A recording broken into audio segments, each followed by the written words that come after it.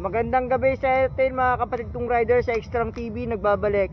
At ngayon, i-review natin yung M10 na na ilaw na headlight.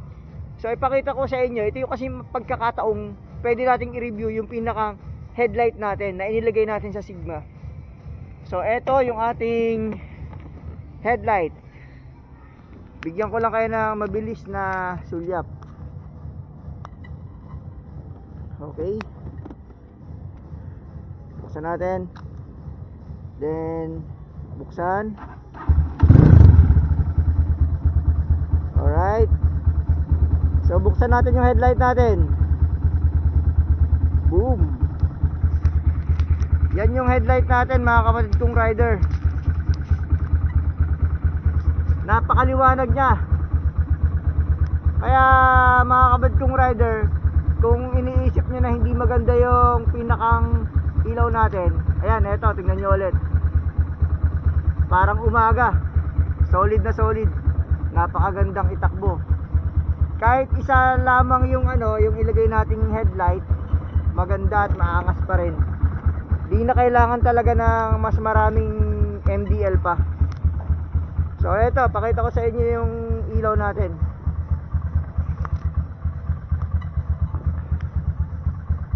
Isa lang yung bumibigay, isa lang yan, isa lang. Pero ang lakas, solid na solid yung ilaw niya. Ayan yan, para siyang demonyo. Pero yan, solid na solid yung niya. Solid na solid talaga yung ilaw niya. Yan. Then syempre, look around ulit. Naka-delay muffler. Yan, D-lane. Medyo maingay. Yan, solid. Then butterfly. Yan. Yan yung mga abubot natin dito. Dahil New Year naman, ayan, nilagyan natin ng ilaw. Yan. So buksan na uli natin yung ating ilaw.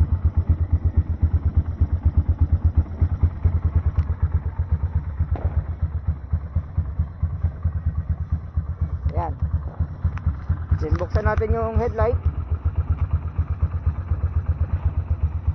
Boom, solid. Pakaganda. So kayo na humusga mga kapatid kong rider. Happy New Year yan.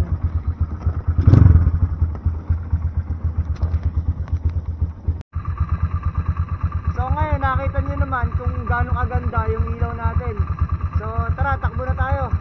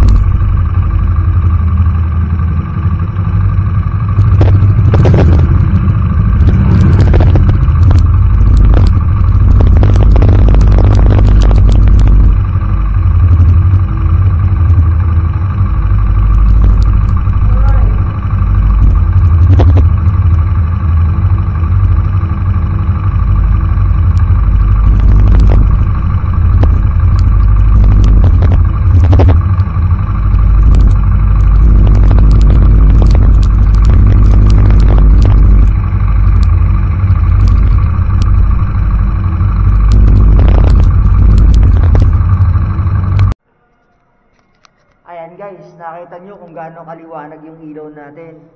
Yun yung M10 na tinatawag natin. Bali, kinabit ito ng M1 Garage dito sa Valenzuela. Kung gusto nyo rin magpakabit ng ganitong ilaw, kontakin nyo lamang yung M1 Garage o yung i-assist nila kayo. Nandiyan dyan yung mga magagaling nating mga mekaniko. May mga, lalo na pagdating sa mga wirings din, magagaling din sila. Kaya sa lahat ng mga gusto magpakabit ng M10, kontakin nyo lamang Motobox Republic at ang M1 Garage. Then, see you later guys. Shout out sa inyo and then, Happy New Year sa inyong lahat. Power!